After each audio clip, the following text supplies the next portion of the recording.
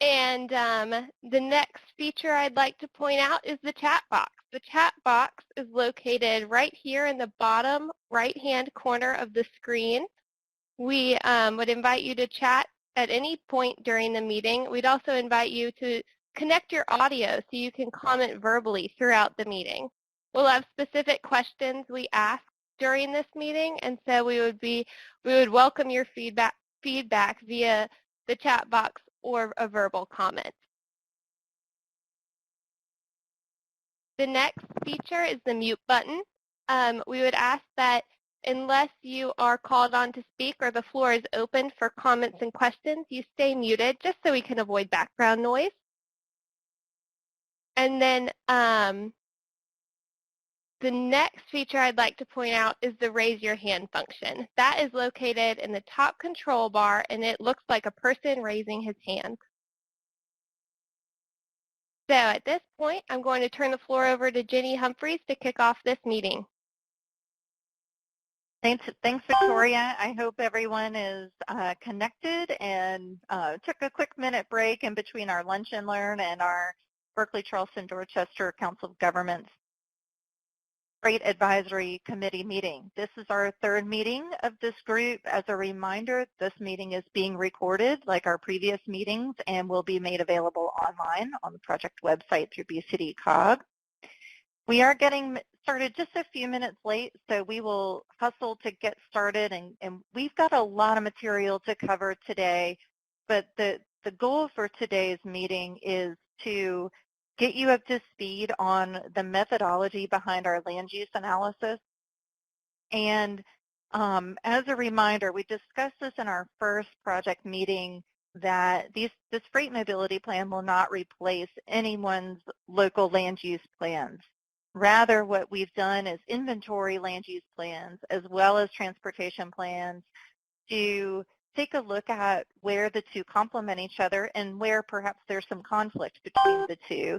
And we will use these freight planning processes to support all of you in future development plans and opportunities and make sure that the transportation infrastructure complements what's happening with development. Taking one step beyond that, we'll be jumping into the truck parking analysis, which some of you might have learned about in the Lunch and Learn, but this is the perfect example of where land use planning and transportation planning come together.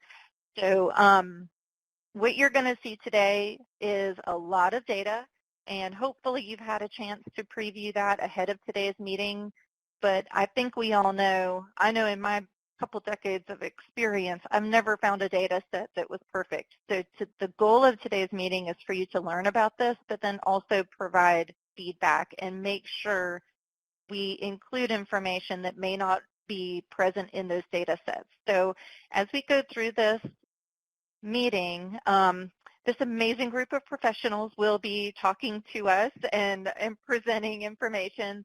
Adam Ivory and Wade Luther are both transportation planners preparing this work, and we will collectively discuss the information together.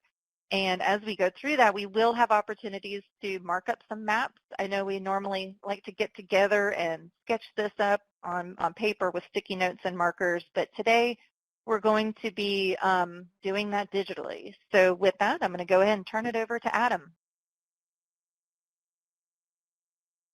Thank you, Jenny, and good afternoon, everyone. We're going to be talking about the purpose of the land use task today. During this task, we will define land use, facility, infrastructure, and regulatory conditions and conduct a gap and conflict analysis. So to achieve this, the team analyzed current regulatory planning tools in place which ensure existing and future land use compatibility along the freight network, while also identifying additional areas where freight-related land uses may grow and develop. Additionally, the team captured areas outside of the planned corridors where freight-intensive land uses are likely to occur and noted them as gaps in the land use planning regulatory environment. So first, we're going to cover the land use and gap analysis methodology. So for this methodology of the land use task mapping analysis, freight corridors were identified by using the current zoning and future land use classifications at the county level to identify freight land uses within a 2-mile buffer of the freight network. The population forecast shows where housing is most likely to occur, while employment growth shows where freight-related industry is likely to locate and grow. These inputs overlaid with the Department of Commerce's inventory of industrial park sites, the TransSearch Freight Generator database, and public and private truck parking locations help the team identify where planned areas of freight-intensive use are actually experiencing that development type, as well as where freight-intensive land uses that occur outside of current planned areas within the region. To identify employment growth, we use the difference between 2015 and forecast 2045 employment growth in warehouse distribution, manufacturing, and mining industries.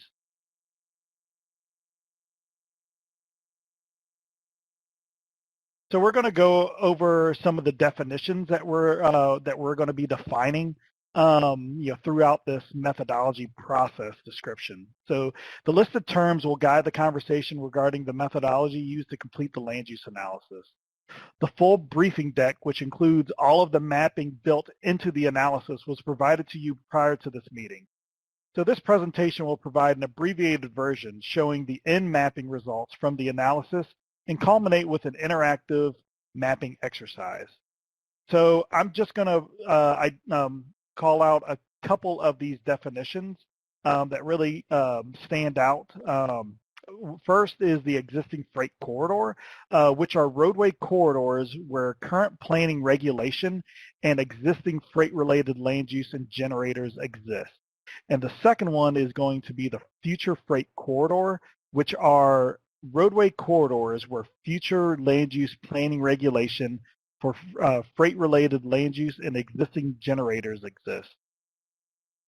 And Adam, I think it's good to note here that the additional data set you saw earlier was called the Community Viz data set, and the Community Viz data set is an analysis tool that was input into the BCD-COG transportation demand model that does a land development suitability rating for different areas of the region.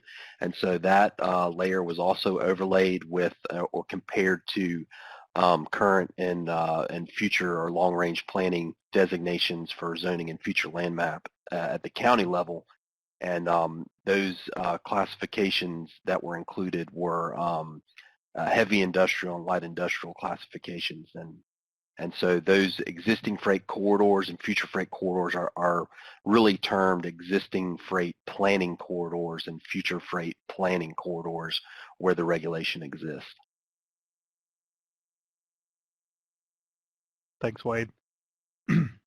So the next definitions we'll cover are the development clusters, which are areas where job growth will increase over 50 jobs from 2015 to 2045 within the TAZ on the identified freight network and within the existing and future freight corridors. These clusters highlight job growth experienced within planned growth areas.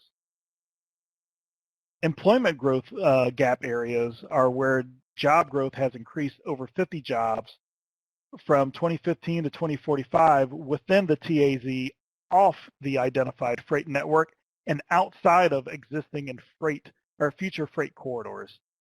These gaps identify job growth experience outside of the planned growth areas. And then last, the planning gap areas, which focus where freight generator land uses, such as industrial parks, truck parking, commercial freight generators, exist where existing or future freight corridors do not. So in essence, this analysis is a comparison of what we're actually seeing in real time versus the regulatory environment for freight-related land use planning. So these are really indicators of where the region is planning for growth and where there are gaps in those planning efforts. So we wanted to stop and pause and check and make sure these definitions were clear and if any further detail was needed on the definitions for the methodology. You can feel free to type those questions in the chat box If not, we'll go ahead and proceed. Adam, I don't see any questions, so I think everybody's clear. Sarah's got a question. Hold on just a second. Yeah. Okay. Oh, she's good. Okay. All right. So moving on, here's a map of our study area. So our analysis started with a base map consisting of the defined freight network from the previous network assessment task. So joined with intermodal facilities such as the port terminals and Charleston International Airport, along with the inventory of industrial sites. The industrial site inventory is comprised of both active parks and speculative parks, which may be reserved for future development. Yeah, so in this layer, I think it's important to note those future parks because in terms of freight-related land use planning along the corridor, there will be some areas where those future parks exist, and the planning efforts may not necessarily be captured, which you'll see later on in the analysis.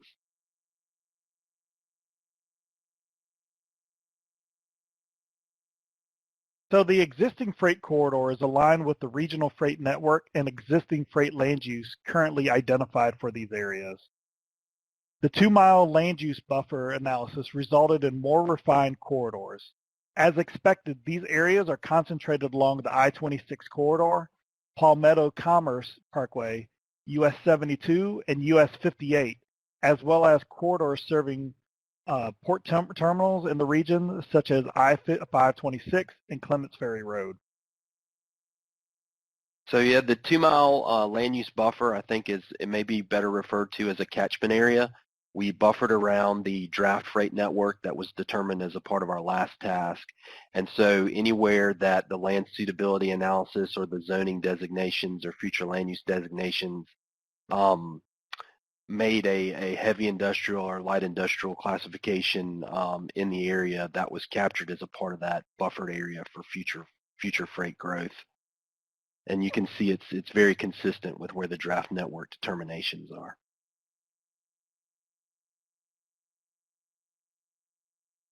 So similar to the existing freight corridors, the future freight corridors align with the regional freight network and existing land use currently in these areas. Again, a 2-mile buffer area along the freight network defined by our previous task, which captured the associated freight-intensive land uses. This validation that current planning efforts for freight are focused along our network. I think if we can refer to some recent announcements, such as the Walmart Distribution Center, you can already begin to see that there may be some outliers there. So as we work through the presentation and we start to get into the exercise, start thinking about some of those gaps and where we're seeing some growth in the region and where maybe these planning corridors aren't capturing that.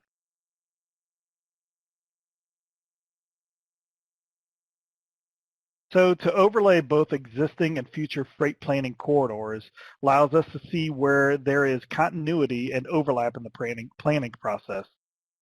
Any overlap is simply an indication that planning regulation exists, both in terms of current planning or zoning and long-range planning or future land use mapping. This absence of future planning in the region does not indicate that the current industrial designations will be subject to change at some future time. These corridors were noted using a numbering system that will help geographically reference future project needs as we develop recommendations. You can see there's a lot of overlap in the existing and future corridors, so a goal is to combine those in our final analysis where there is overlap. But it just goes to show that the region is doing a good job of focusing its freight-intensive development in a consistent manner in those areas.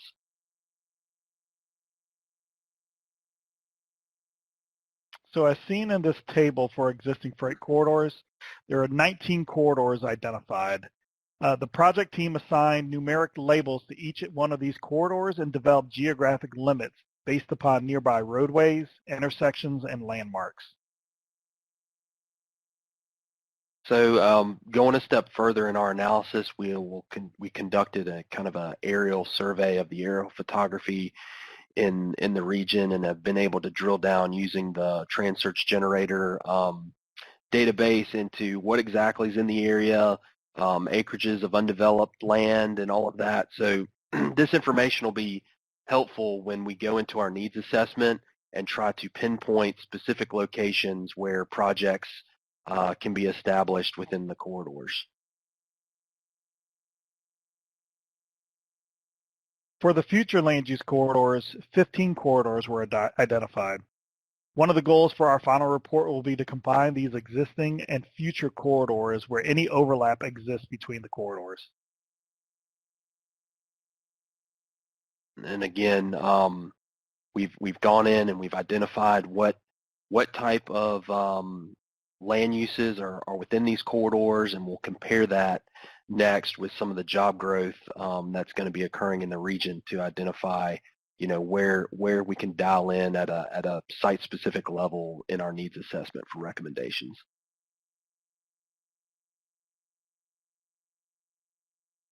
So in this next map, freight generators were added to the existing and future freight corridors. The freight generator points vary in size based upon tonnage of commodities transported at the location. The smallest points indicate minimal tonnage, while the largest points indicate larger operations. For reference, the network analysis used 200,000 tons as the floor for a freight generating location. Most freight generators in the region are captured in our network, with the exception of a few outliers, most notably the Shawadenko plant near Ridgeville. I think that's important to note, that area in Ridgeville, especially with the Walmart announcement there. So when we look at this map, we can start seeing where there are outliers from our corridor determination of future and existing planning regulation, and kind of see where there are some gaps. So we're going to stop and pause right here, and we'll have a workshop activity towards the end of the presentation where we get to mark up some maps in areas where there may be some outliers. But we wanted to make sure that everybody understands the terminology that's being used, that this is really a land use planning exercise in terms of corridor determination and gap analysis, and the groupings that have been developed in terms of the land use task for the corridors. Does anybody have any questions related to the methodology for determining existing and future planning corridors?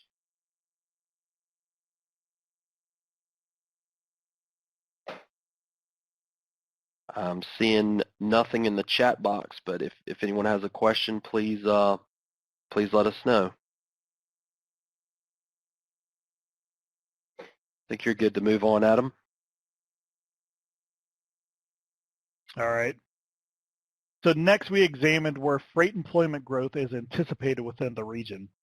The transportation model showed positive job growth for all TAZs in the region, which is unlikely. However, the team used 50 jobs as the threshold for major forecast gains in employment in the 3 freight-related sectors of warehouse distribution, manufacturing, and mining. Most of the freight employment growth is forecasted in areas already planned for freight-intensive development.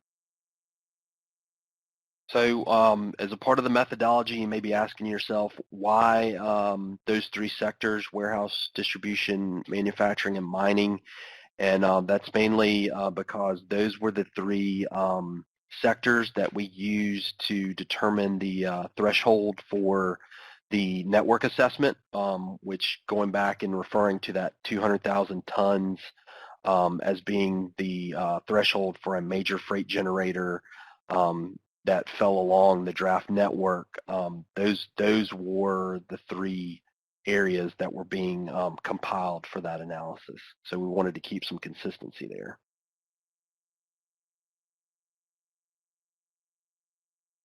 So next, for employment growth clusters, no true off-network gap clusters popped out during our analysis, but clusters B, C, and D contain industrial park greenfield sites, and a recommendation may be to add US 176 to the network based upon its location and the potential future growth area for industry for these 3 clusters?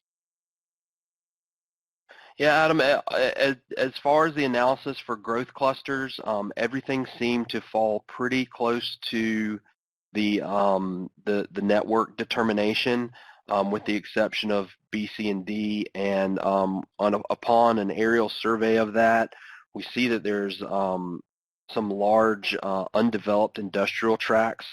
Most notably, I think in Cluster C, there's 375 acres of undeveloped industrial sites. So with 176 kind of splitting that area there, we need to give some consideration on whether or not to add that to the network as a future corridor, or whether to concentrate or recommend concentrating future planning efforts along that corridor.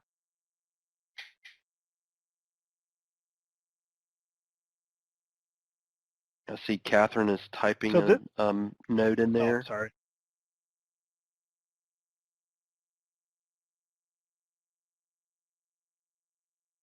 Sarah's also typing.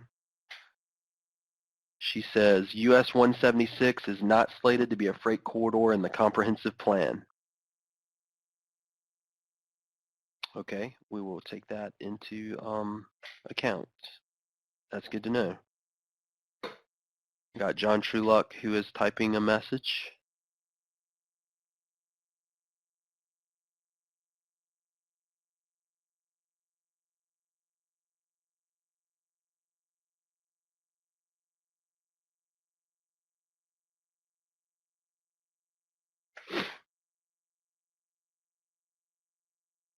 And, Adam, if you want to move on to the next slide, we can probably answer their questions. It's more of a cleaned up version of those clusters. Yep. So yeah, as Wade mentioned, this cleaned up map version of the employment growth clusters shows a clearer picture of where TAZ clusters are forecast to grow in excess of 50 jobs. Based upon the recent Walmart distribution center announcement, planning efforts should be focused on the Ridgeville area of Dorchester County. If I'm not mistaken, I think the Walmart announcement was somewhere around the neighborhood of 2,000 jobs. So we're talking about a significant impact to the region, not only in terms of the transportation network from freight, but also from workforce development activity.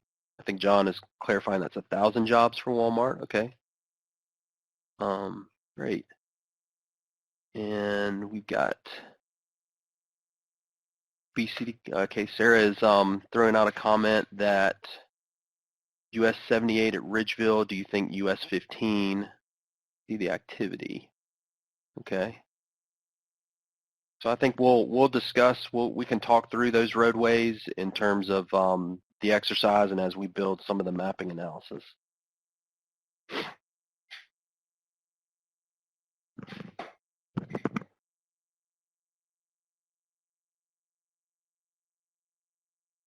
So this employment growth cluster table shows the 12 employment growth clusters in the study area. Each cluster is noted by a letter with the forecast job growth within the TAZ based upon the BCD-COG transportation demand model projections.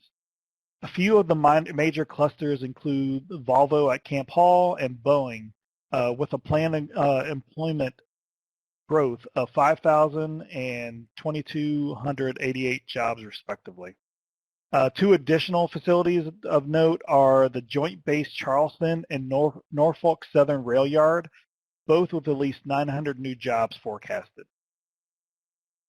I think John has made a comment that there's still 750 acres available around the Walmart distribution center, so that will be, obviously a cluster that we need to identify as a future focus there. So keep that in your back pocket, and as we move into some of the analysis. And I think John is also saying we've got 1,300 acres on US 78.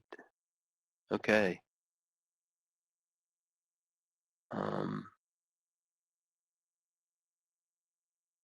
Catherine is asking, okay, DHL announces 450 jobs last year. Catherine has commented that she can't see at the scale, but is the Jedburgh Road intersection then connected from I-26 to 78? Yeah. Okay, so it looks like that area is definitely a place to note for future activity in the region that we need to add to our cluster analysis. So we'll have an exercise where we can work through that and mark up those maps. And John, I would certainly like to talk offline with you about the other acreages that are reserved for future development in the region.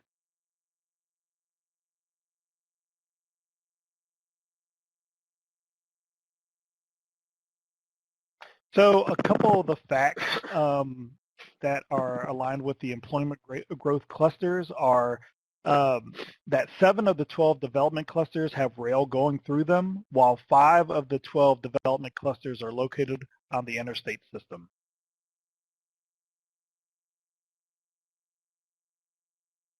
You definitely see a consolidation of everything around the interstate activity in the region.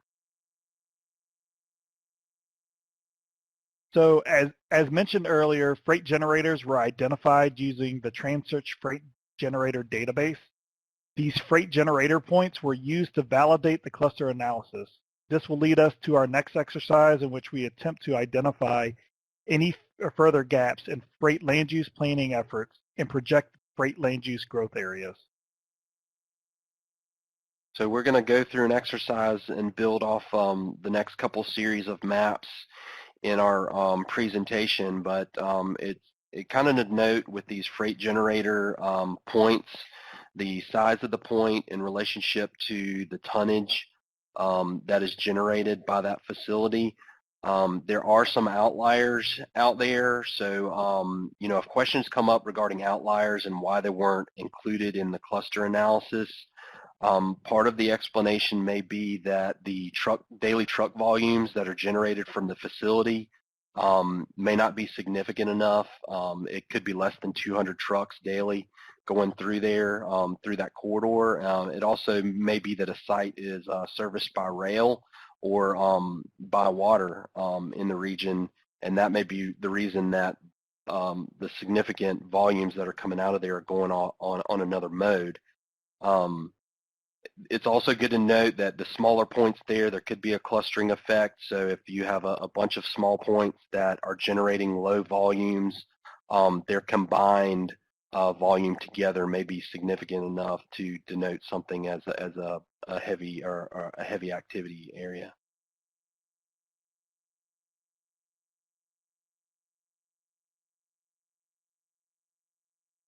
So in this map, we have grayed out the freight planning corridors and mapped all employment growth clusters in combination with the freight generators, while adding industrial parks to the coverage. This is an attempt to check for any additional gaps in land use planning efforts. There are clustered outliers near Ridgeville at Shawadenko, south of Ridgeville, and also near US 17A, east of SC 61, and also in the Jamestown area.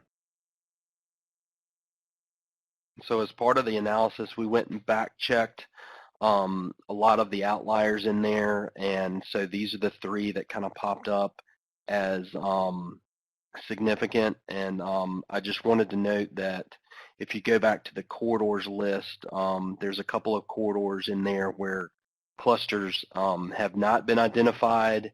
And so we'll talk through some of those, maybe in terms of thinking about the location of the Nucor, Berkeley Steel Center, and Bushy Park.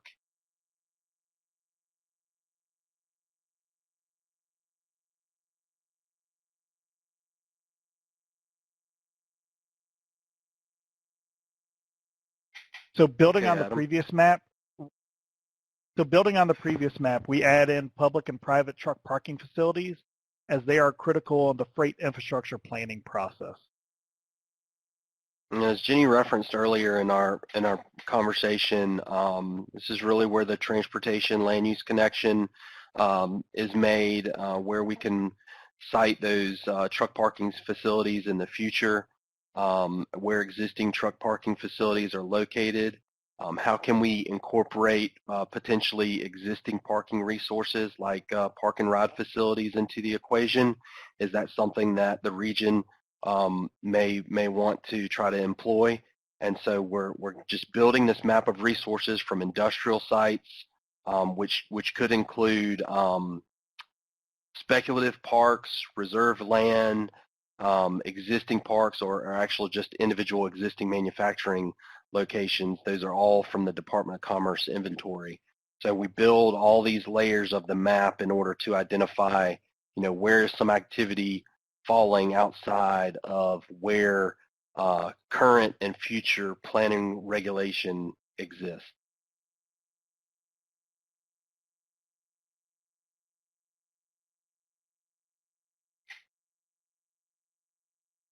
All right. So with those layers in place, we can identify a third category of orange circles, which indicate that freight-related land uses exist, but no freight planning regulation exists or data was available. So these orange circles are called planning gaps. Note that there are clusters of freight generators across the map, some large while many are small. It could be that the clustering of many small generators in one area is indicative of a large total volume to the network. I want to go through the chat box. Charles had a question that are the port facilities not considered freight generators? So we have identified the port facilities as kind of a standalone category in the mapping. You'll see in the inset map there, and we're also aware that there are some facilities that have their own terminals, if you will, where activity is taking place.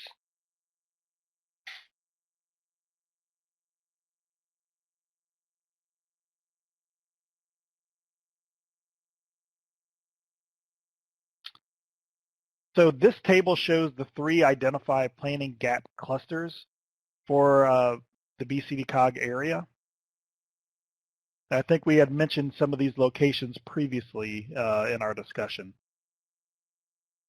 Yeah, so item M in Ridgeville, I think, the acreage, the 750 acres that John referenced earlier, as well as the Walmart distribution center will be significant in that area. There is a clustering of activity in cluster N near SC61 off of US 17A. And then the activity in Jamestown is specific to the Martin Marietta Quarry. So it's kind of isolated, but we do get a sense that there is at least the perception of a lot of freight-related traffic along SC41 coming through that rural portion of the county. However, the truck volumes don't necessarily indicate that that's happening. So right now we're going to stop and pause and see if anybody has any questions or comments related to the freight land use clusters. Kind of keep in mind, just in your back pocket as we move into this next exercise, are there any areas like this that we may have missed, any clusters that we haven't circled that may be indicated on the map or may not be indicated on the map based off of your local knowledge of the area? Are there any loan generators or future plan generators that we didn't pick up? Maybe there's a loan operation out there that is worthy of consideration. You'll have an opportunity to work through 3 different things in our next exercise: missing corridors in the area in terms of freight planning efforts, employment growth in the area, and also the planning gaps and infrastructure in the area. So we've got our map loaded up here for the first exercise, and I'm going to turn it over to Victoria to explain some of the tools that you will see in your toolbar to be able to mark up the maps for the exercise. Thanks, Wade. Victoria? Can everybody see this? Yeah, can you hear me? Yep. Yes, we can hear you. Okay, wonderful. Can you see the map that's on the screen? I can see it. Okay, good. Well, at this time, we're going to transition to an interactive activity where we're going to ask you to draw features on the map that's on the screen. You should see the drawing panel on the right side of your Adobe Connect window, and we will have you use the shape tool, which looks like a square. So you can click that square and get other shapes and draw them right on the map on the screen. And then there's also a text feature, which is that T, and you can click and type anything on the map related to your comment or circle. And so at this time, let's give it a practice, and then I'll clear it out before we start the activity. Okay. To Catherine's question about N, the information I have on N is that there is vacant land and a Super Tree Seedling corporation in that vicinity. As a note, if you are on your cell phone and maybe you don't have access to the drawing features or the text features, feel free to just unmute and say your comment or chat in the chat box. And we will collect all of your comments in the chat box and have those for reference to follow up. So is everybody done with their exercise? We've got a clear map to go, Victoria? Yes, I've cleared the map. Sounds good. Okay, so for our first exercise with the map, I would like everyone to use the circle on the drawing tool and indicate any freight planning corridors along the network or potentially off the network where freight-related land uses are prevalent or are forecast to be prevalent that we may have missed in our analysis. And I see that Catherine has indicated she will give us the the Berkeley County and Moncks Corner anticipated growth maps for employment. So those will be very helpful. We thank you for that.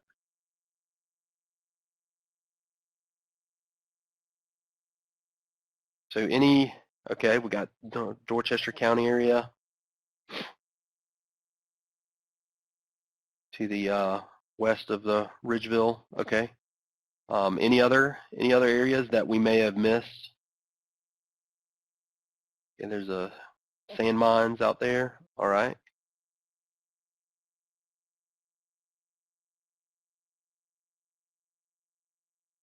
We're looking at SC 165 on the Charleston-Dorchester line.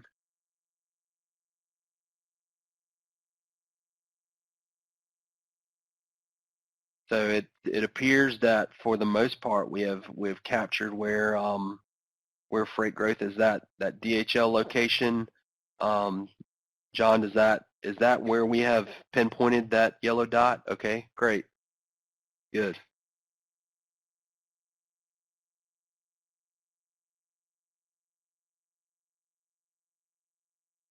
All right. Are there any further indications of where freight corridors that we may have missed on the map? At this time, seeing none, we'll save this map and pop up the next one. Okay, Victoria, let's go ahead and close this one out and start with the next one.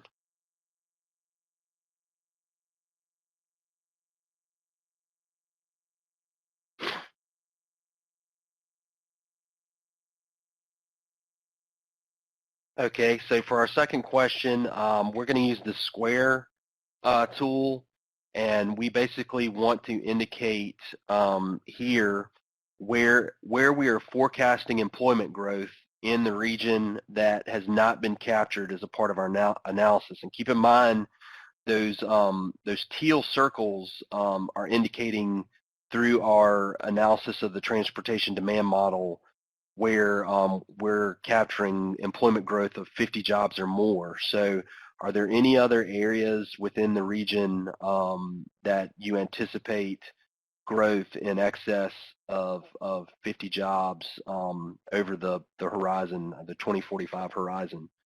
And I think we can certainly say that that Ridgeville area is definitely the case.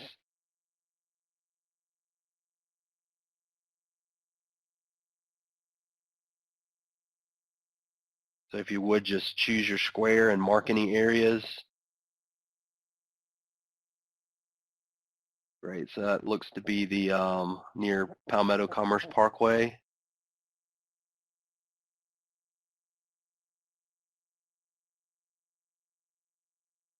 Are we seeing any outliers in the rural areas of the county where job growth may be being experienced?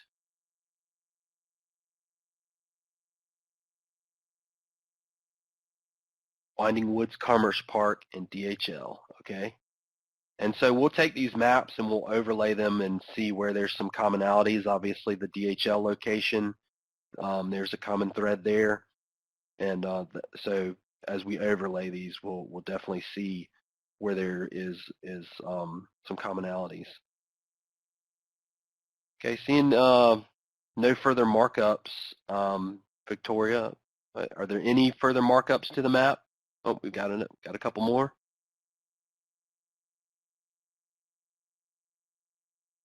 Okay, is that Ladson? Okay, that's the Jedburgh exit. All right.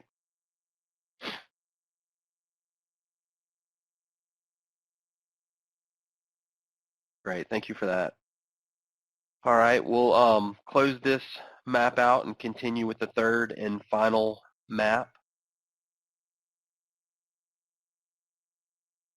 The third and final map in our exercise, we'd like for you to use the circle tool. You can see the truck parking, both private and public, is featured on the map. In the neon green is the private truck parking, and the dark green is the public truck parking. The size of the triangle denotes the number of spaces. The larger the size, the larger number of spaces there. We want to look at where, if we missed any existing truck parking facilities, or if there are any sites that would be preferable for future truck parking facilities, or any industrial sites that we missed in terms of our land use analysis. And I think at this time we might want to discuss the region's appetite for, and we didn't include this in our layer, but the park and ride lots. I know at our last meeting it was mentioned as an idea for using the park and ride lots as overnight truck parking facilities. So maybe if it's the appetite of the Freight Advisory Committee to want to explore that more, or potentially locate any future sites, including those park and ride facilities that may be of particular note for truck parking facilities or intermodal facilities, other intermodal facilities in the region.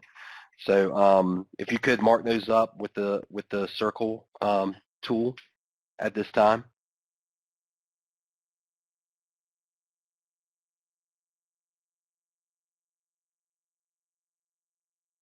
Charles has asked, would Walmart parking lots be considered truck parking sites? I may have to defer to Jenny on that one. There is a history in the region of working with private landowners to provide parking facilities. I know that in the past, PARTA has had relationships with, we used to have multiple Kmarts around the region who had that type of arrangement for commuting park and ride lots. I think that it is not,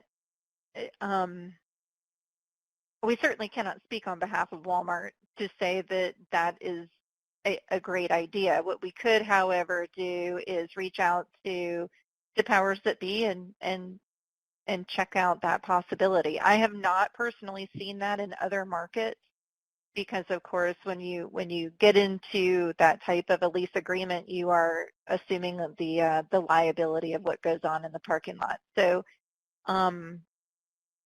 just something to consider. But yeah, thanks for the thought. Great. And so Charles has made the comment that cluster L is in the wrong location. So for cluster L, we have the Chemring Corporation, the Obgel terminals, the Kinder Morgan terminals, Chevron, GS Carter, and Sun Lumber Company. Is that in the, do we have that in the wrong location? We can double check that. And John says the Walmart he is referencing is a 3 million square foot distribution center, not one of their retail stores. Okay. Rick has commented that he doubts Walmart would allow outside unaffiliated parking.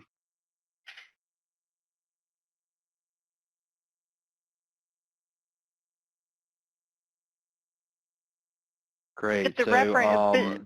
But the reference to the potential of including parking in that master planning of the area around the Walmart distribution center is absolutely worth exploring. There is already we don't have any current. We don't have a current markup, any current markups on the maps for truck parking. I know truck parking supply is a big issue in the region. So has there been any discussion about future sites that may be in discussion in the region that anyone is aware of? Rick has commented that there's supposed to be a private truck stop developed outside the Wando terminal, so we can look into that.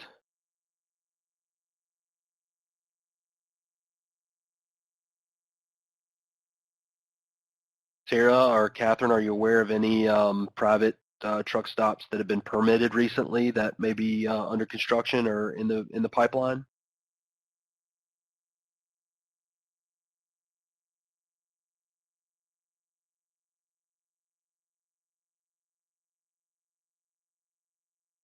Got multiple folks typing in the chat box. Rick, your comment about a potential truck stop outside of the Wando terminal, is there a point of contact on that? Or I see Brad Morrison from the town of Mount Pleasant on the call. Any points of contact would be helpful on that one. This is Rick. I heard that in a conversation, so I don't know whether that's public information or what. Okay. I appreciate it. It looks like the exit 187 may see some activity with the with Volvo and the Walmart coming online, and Charles has indicated there's a new Flying J near the corner of North Rhett remount. Sarah, none that I know of, but we'll follow up. Okay, well, thank you guys for your comments. If there are no further markups of the map, we'll go ahead and close out this exercise. And I'll turn it back over to Adam. All right. Thanks everyone for that. Those good comments, good feedback. So next, in lieu of time, I know we're approaching the end of the hour, so we'll go through some of these slides a little bit quicker. But we're going to be covering the truck parking analysis. So the region's truck parking locations are mostly found along the I-26 and I-95 corridors in Dorchester County. As you get closer to the port or other major freight generators, the number of truck parking opportunities shrinks.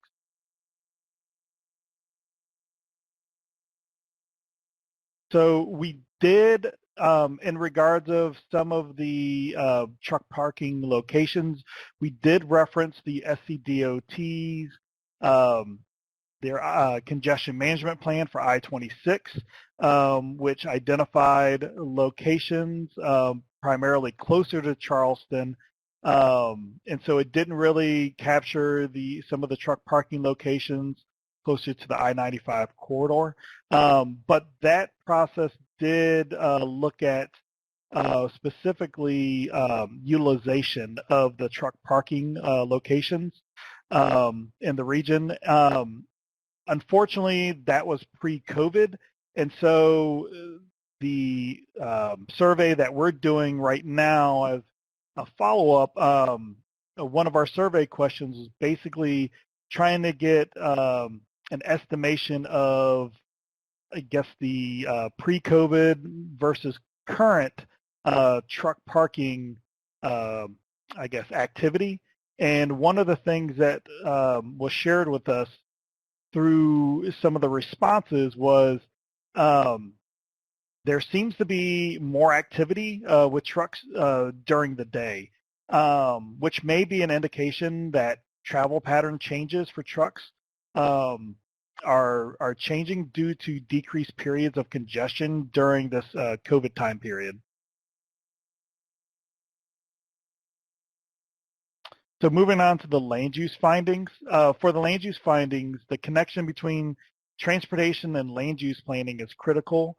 This can be done by increased agency coordination, consideration of traffic impact studies as a requirement for new development, and then also continuing to plan for freight-related development in existing and future corridors.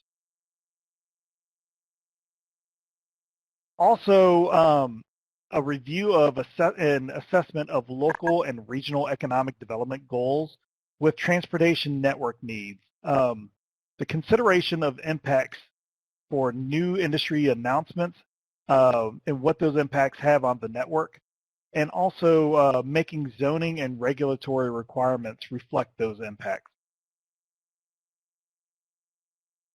So next, the land use opportunities. Freight can impact small areas with different needs. So to accommodate these unique concerns and environmental impacts, it may be wise to study freight impacts at the neighborhood or sub-area level. Next, due to the level of volume of crossings in the region, consideration should be given to establishing a program for funding at grade crossing improvements on an annual basis. And then for truck parking, since it's high demand in the region, a site selection study for truck parking could facilitate the development of more sites within the region. And then lastly, with the marketability of the area, it is good to know the amount of product being moved and where the product is being moved on the network. In lieu of the pandemic, much discussion has taken place regarding resiliency and immunity of the supply chain. And so one of the questions, will be how can we better prepare for the next crisis? Yeah, so that resiliency conversation has morphed into a supply chain immunity discussion as we go through this pandemic. So I think it's good to think about that, not just network redundancy, but also how other external things impact land use and transportation. But are there any further comments on the land use opportunities or findings? Are there anything that we may have missed in terms of an opportunity that you as a committee would like us to add to the list or investigate further?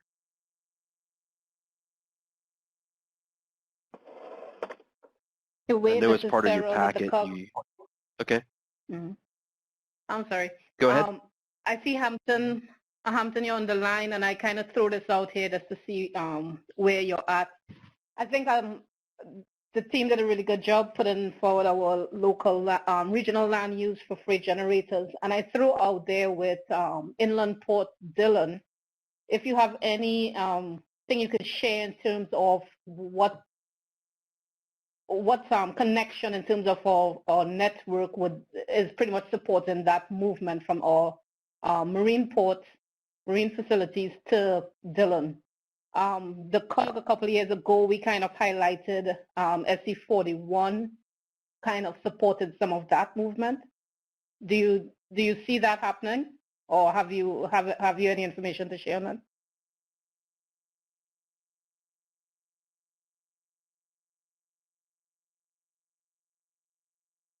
That question was for Hampton? Yeah, I think I see I'm him. sorry, I Okay. was busy taking all my mutes off. I double checked myself now when muting.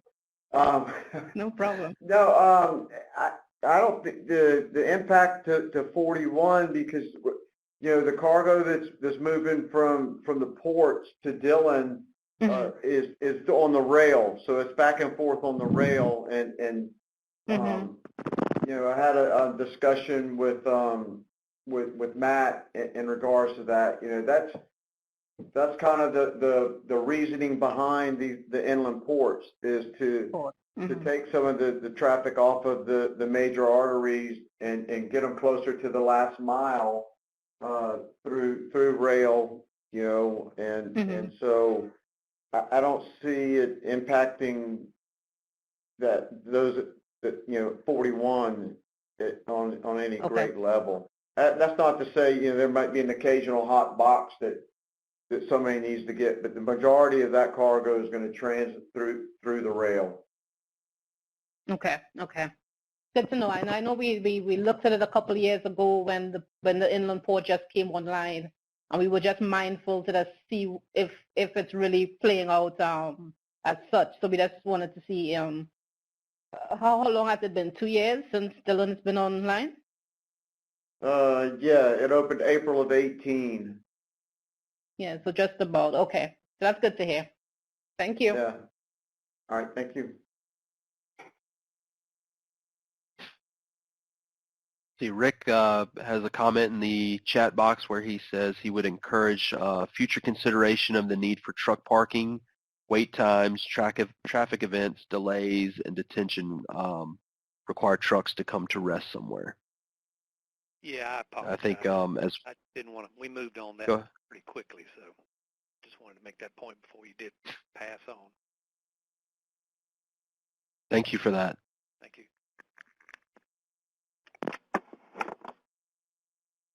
I think as a part of our Lunch and Learn presentation, we saw a lot of great and upcoming strategies that could be used within the region for truck parking. So, hopefully we can have the opportunity to incorporate that into recommendations for the study. So I recognize we kind of got through those final slides pretty quickly, and when you see the word recommendation, know that everything is still in draft form, and the goal of giving you these updates is to not only validate how we're doing this analysis, but also where we're headed with it. So we'd love to get your feedback as you've got time to go through the materials that Sarah has distributed to you. And please funnel any additional comments or follow-up questions through Sarah, because we are here to support you and work with you all, and certainly your constituents and counterparts throughout the industry. So I know I personally am very thankful for all the feedback we got today. It's clear that we've got a number of follow-up phone calls and things to do to validate a lot of these plans, and that's exactly what we were looking for. Things that have recently come online, but also things that are in the works that we want to make sure we're incorporating into these big picture plans. So I think with that, we may go ahead and wrap it up. I apologize for going a little over on time. Sarah, are there any final comments you'd like to make to the group before we wrap up? I think I'll just echo the same thing you said, Jenny, in terms of, I think the interaction today was really, really great. As you all get time, we are posting these materials online, or if you wish for me to follow up and get these briefing decks to you all, we are still open to get any comments you all have on our prior analysis, which would have been the network analysis, as well as this land use analysis and gap analysis. So definitely funnel any questions, any comments. I'll definitely, if I can't answer, I'll definitely pass you on to Jenny and the team. They're more than happy to talk through any of this with you all. Housekeeping, just a heads up, our next meeting we are scheduled for September 10th. Look out for notifications on that. And thank you again. Have a good afternoon.